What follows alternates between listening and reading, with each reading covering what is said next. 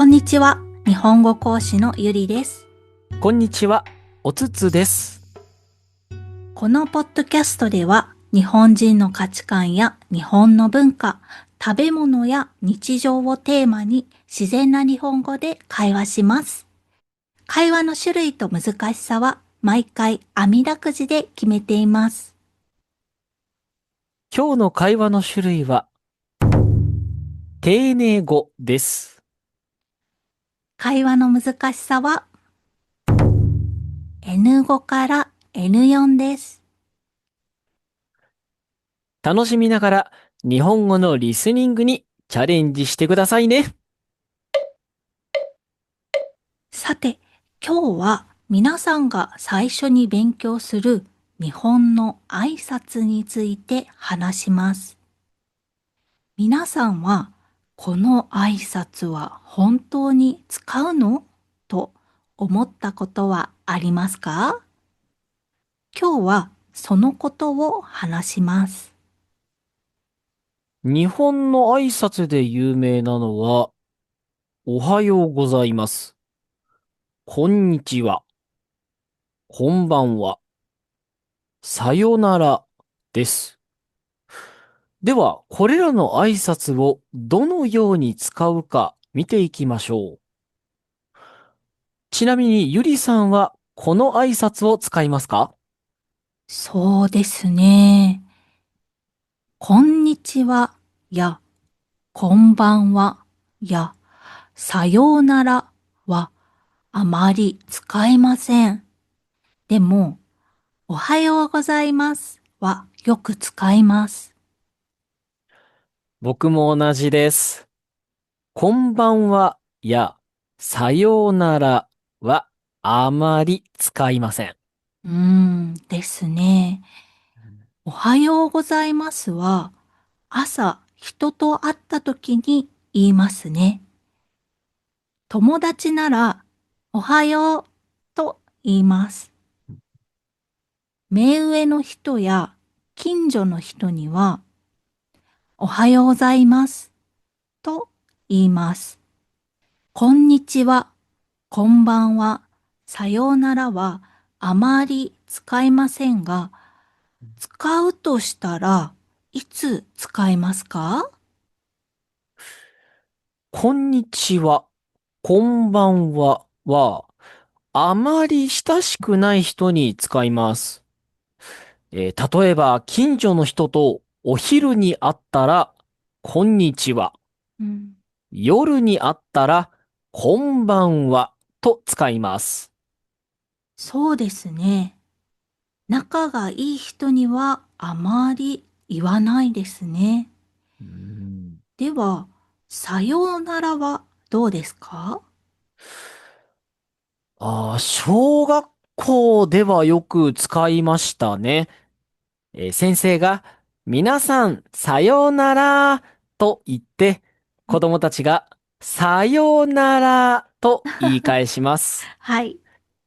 でも、友達とはあまり使いませんね。うん、友達とは、バイバイとか、またねと言います。さようならは、日本語ではもう合わない感じがします。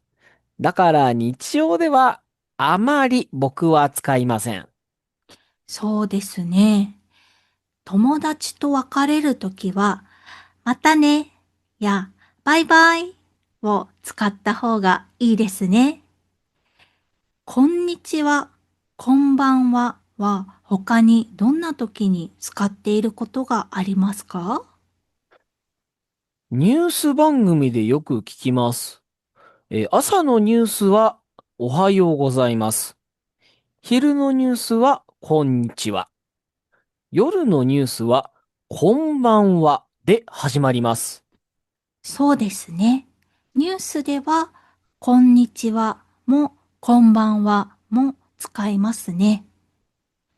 少し話が変わりますが、挨拶をする時の動きもありますよね。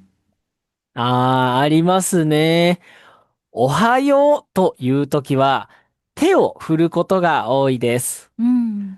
遠くにいる人におはようというときは手を挙げて合図することもあります。そうですね。でも、手を合わせておはようございますということはありません。そうですね。手を合わせる挨拶は、ご飯を食べるときのいただきますの時ですね。ですね。今話した挨拶とは別で、よく使う他の挨拶だと、行ってきますや、行ってらっしゃい、ただいまや、おかえりがありますね。友達の家に遊びに行って、家に帰ってきた時に言います。そうですね。そういえば、冬にスキーに行ったんですけど、スキー道具をレンタルしたとき、お店の人が、行ってらっしゃいと言ってくれて、その返事で、行ってきますと言いましたね。そうですね。一部のお店ではそういった挨拶を使うところもありますね。今日の話をまとめると、おはようございますは毎日よく使います。こんにちは、こんばんは、さようならはあまり親しくない人に使いますね。行ってきます。行ってらっしゃい。ただいま。おかえりをよく使います。バイバイ。またねは友達と別れるときによく使います。他にも日本にはいろいろな挨拶があります。この挨拶は本当に使うのと思ったら、ポッドキャストのコメント欄で聞いてください。僕らはインスタもやっているので、そちらでコメントしてくれても OK です。ではまた次のエピソードでお会いしましょう。